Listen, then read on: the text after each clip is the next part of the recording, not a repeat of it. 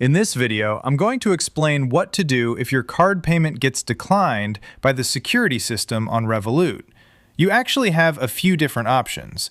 As you can see here, my own payment was declined when I tried adding funds with Apple Pay, so this can happen to anyone. Let's walk through some possible reasons and figure out which one might apply to you. First of all, reaching out to customer support is always a smart move. Revolut support can quickly confirm whether the block came directly from their system. Sometimes it's simply an automatic restriction on their end, and they can manually resolve it. If support confirms it's not them, there are other common causes. One frequent issue is that the ID you used for verification doesn't match the name registered on your Revolut account. If there's any difference there, you'll need to correct it. Another possibility is that you're using a card that isn't in your name. For example, it could belong to a friend or a parent. When the name on the card doesn't match the account holder's name, the system may flag and decline the transaction. Billing details can also trigger a decline. If the address linked to your card is different from the billing information entered in your Revolut profile, the payment might be blocked.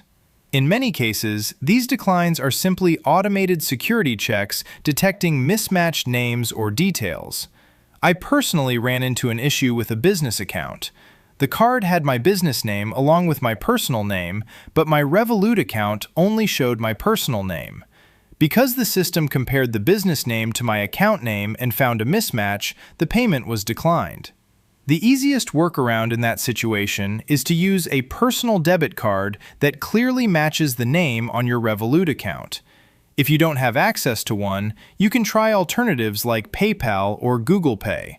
Essentially, you fund Apple Pay or your debit card through those services first, then use that as a middle step to top up your Revolut account. These are some of the most common reasons and solutions. Most of the time, it's just an automated security trigger.